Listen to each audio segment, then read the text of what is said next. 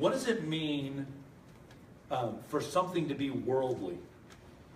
Or for something to be a part of the world, as opposed to a part of God's kingdom, a part of man's kingdom, or a part of earth? What does that mean?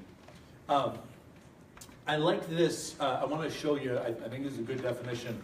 I like this verse, just this phrase out of Romans 8:6, especially out of the Amplified Version. I think this is a good definition. Now, the mind of the flesh, which is sense and reason without the Holy Spirit, is death. I think that this phrase in the brackets, I think is a really good definition for something that's worldly. Sense and reason without the Holy Spirit. Trying to make sense of something, trying to come up with reasons for something without consulting the Holy Spirit, without saying, hey, look, this is what was written, the Holy Spirit inspired it, and it was written here in the Word, or the Holy Spirit is inside of me, and He is maybe at times grieving over something that I'm doing. Psychologists have this phrase, and they came up with this phrase long after the Bible already has it there. Scientists call it cognitive dissonance. You know how when one of those sounds like nails across the chalkboard, or somebody's playing music and they hit that wrong note, and you're just kind of like, and inside something's just kind of grating. You're like, that something's not right. Okay, psychologists call that cognitive dissonance, where you're like, this just doesn't feel right. The Bible has a different word for it. It's called conviction. That's when the Holy Spirit is going, this isn't right. Okay? Now, there are some principles that Paul set up too for us as well to make sure that we say, hey, you know what? This seems okay to me, but it seems like it's maybe bugging somebody else. Okay? The Apostle Paul talked to us about watching out for those things. But I think it really comes down to, if you're talking about a relationship with somebody else, Jesus really boiled the whole law down by quoting a verse in Leviticus. He said, love God with all you've got and love your neighbor as yourself. And then Paul said, love fulfills all the laws. You don't have to wonder. You're like, is this the most loving thing that I can do for God and for this other person? Okay? But here's the other thing that I want us to think about with worldly. And this is a little bit longer, so it's in YouVersion, but I'm not going to put it on the screen. This is from 1 Corinthians 7. I like the way that Eugene Peterson says this in the paraphrase. He says, I do want to point out, friends, that time is of the essence. There's no time to waste, so don't complicate your lives unnecessarily. Keep it simple in marriage, grief, joy, whatever. Even in the ordinary things, your daily routines of shopping and so on. Now listen to this phrase. Deal as sparingly as possible with the things the world thrusts on you. This world, as you see it, is on its way out. That's another good gauge for us to determine what's worldly. One is to say, am I trying to reason through something without the Holy Spirit's help? Or is the Holy Spirit convicting me about it, that, bugging me? It's like nails on the chalkboard. It's just that kind of, and I'm becoming very defensive about it. Well, that's probably, my human response to that spiritual prompting. But the other thing that Paul brings out here is this something that's going to last? Does this have eternal value? Or is it something that's just passing away with this world?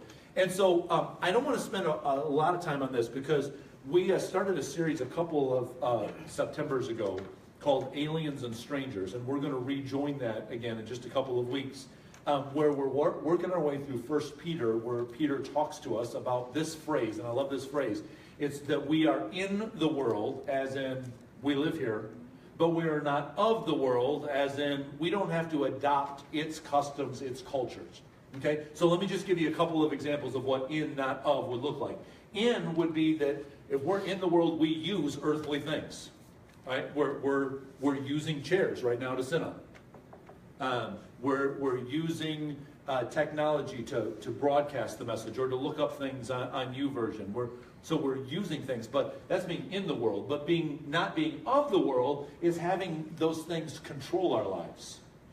I have to have this. This is more important than something else. It's beginning to control my life. Okay? Now, being in the world would be being content with the things that we do have. Not only things, but stations where God has placed me. He's placed me in this family. He's placed me in this job. He's placed me in this community. Whatever. I'm content with what those things are. Being of the world is saying, I don't really like where I am right now. I want more and more and more and more and a little bit more. You know, I'm trying to, what can I do to climb a ladder? What can I do to get somewhere else instead of being content?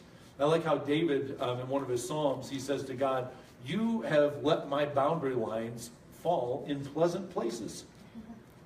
You've kept me in a place that's good. That's being content with that. And then thirdly, a third way that we can look at this idea of being in, not of. Being in is that my focus is on heaven. You know, like Paul said, I forget all of these things that are around me, and I press on to take hold of everything that God has for me. Or the writer of Hebrews says, hey, we set aside anything that's going to encumber us or tangle us up as we're trying to go ahead. That's being in the world. But not being of the world is saying that how much of the things of earth can I take with me? How much can I hang on to and still make it to heaven along the way? I want to have some stuff while I go along the way. I want to have some fun while I go along the way. I want to hang on to some of these things. How much of these earthly things can I hang on to? If you're having those kind of conversations with yourself, if you're trying to justify, it's probably more worldly than it is heavenly. And so again, I would say this, as we just said about the last question. It's not for you to judge somebody else. This is a personal decision between you and the Holy Spirit. So you don't look at somebody else and go, you know what you're doing is really worldly. That's not your call to make. Let the Holy Spirit be as original and as personal with them as He is with you. Okay? So you say, is this worldly for me? Is this something that's holding me back? Is this something it's controlling my life instead of me just using it? It's kind of controlling me, or instead of it freeing me up to pursue heaven, it's kind of holding me back? Those are the questions I have to answer for myself. I don't look at somebody else and go, that's worldly. You're in trouble for that. Okay? That's what the Pharisees did, right? And Jesus got on their case for that. They walked around and go, oh, nope, oh, nope, nope, nope. And they just were pointing out everything that everybody was doing wrong. We have to be responsible for our own self to make sure that yes, I can't escape it. I'm in the world, but I don't have to be of the world. I don't have to adopt its cultures.